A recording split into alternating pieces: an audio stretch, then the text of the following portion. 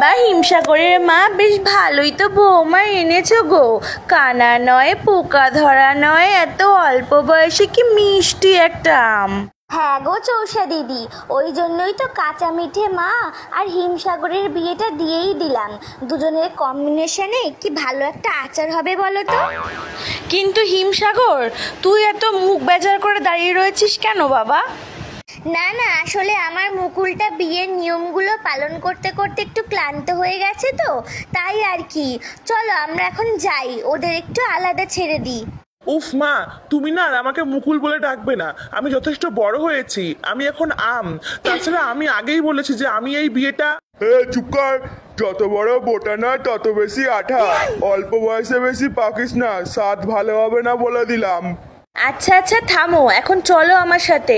কাল বউ ভাতের আয়োজন করতে হবে তো নাকি? দেখো কাঁচা মিঠে, আমি শুধু আমার বাবা মার জোর করাতে তোমায় বিয়ে করেছি। এর থেকে বেশি কিছু আশা করবে না আমার থেকে। আমি শুধু আমার আম্রপালিকেই ভালোবাসি। আমি তোমার সাথে মিলে আচার হতে চাই না, আমি আম্রপালির সঙ্গে মিশে ম্যাঙ্গো জুস হতে চাই। কি বললে? তুমি আমার মতো একটা ভালো জাতের আম ছেড়ে ওই হাইব্রিড মালটার পেছনে পড়ে আছো? একটা মিশ্র প্রজাতির আম কোথাকার। ব্যাস, আর একটাও পচা কথা বলবে না আমার আম্রপালির নামে। হাইব্রিড তো কি হয়েছে, স্বাদে গন্ধে রূপে কোনো অংশে কম নয় ও, বুঝলে? তুমি থাকো এখানে, আমি চললাম আমার আম্রপালির কাছে।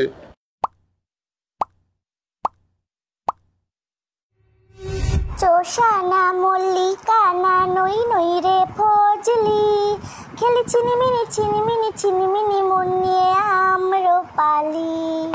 আম্রপালি, এই তুমি তুমি এখানে কি করতে এসেছো? আজ তোমার ফুলসজ্জা তো, যাও ওই ওলা উঠি কচি খুকি কাঁচা মিঠের কাছে যাও। না আম্রপালি, বাবা মার চাপে আমি কাঁচা মিঠেকে বিয়ে করেছি, না হলে ওরা আমায় গাছের ডাল থেকে তাড়িয়ে আমায় ত্যায্য আম করে দিত। তাহলে এখন এসেছো কেন? এখন ভয় করছে না ত্যায্য আম হয়ে যাবার? না, কারণ আমি বুঝতে পেরেছি আমি তোমায় ছাড়া বাঁচবো না। করে দিক আমায় ত্যায্য আম, আমি আর ওই গাছের ডালে ফিরবো না।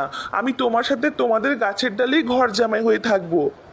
এই শোনো, তোমার বিয়ের খবর পাওয়ার পরে থেকেই না তোমার থেকে আমার মনের আঠা উঠে গেছে। তার উপর আবার নিঃস্ব হয়ে এসেছো আমার কাছে। আমার কাছে না এই খোসা ছাড়ানো ত্যায্য আমের ভালোবাসার কোনো দাম নেই।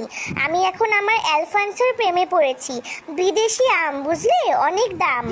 ও আমায় ফ্রুটস বুকে রিকোয়েস্ট সেন্ড করেছিল, কি হ্যান্ডসাম দেখতে।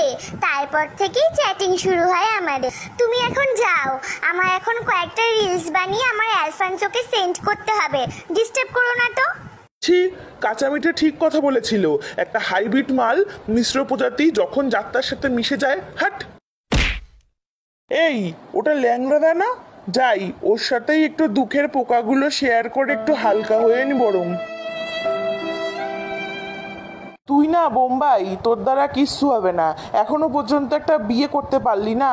আর আমায় দেখ, বউ থাকতে ওই যে হিমসাগরের মালটা আম্রপালি, ও তো আমার প্রেমে হাবুডুবু খাচ্ছে রে। কিন্তু আম্রপালি তো জানে যে তুমি বিবাহিত। আরে ধুর, ও জানে না কি আমি ল্যাংড়া, ও জানে আমি অ্যালফান্সো।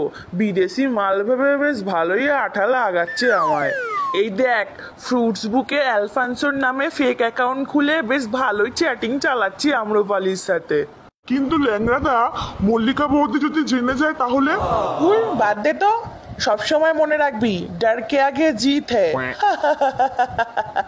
আরা বেটা ল্যাংড়া, আজ তোর প্রেম পর্ব শেষ করব আমি। এখন এই প্রমাণ সহ মোবাইলটা যাবে মল্লিকা বৌদির কাছে, আর আমি যাই আমার কাঁচা মিঠের কাছে। আর বাকি রইল আম্রপালি, তুই থাক তোর ওই ফেক অ্যালফান্সো বিদেশি ল্যাংড়ার আশায়। কি দিল তো তোমার আম্রপালি ভালোবাসার খোসা ছাড়িয়ে? তুমি ঠিক বলেছিলে কাঁচা মিঠে, ওই আম্রপালি আমার ভালোবাসার যোগ্যই নয়। আজ আমি ভালোভাবেই সেটা বুঝতে পেরেছি।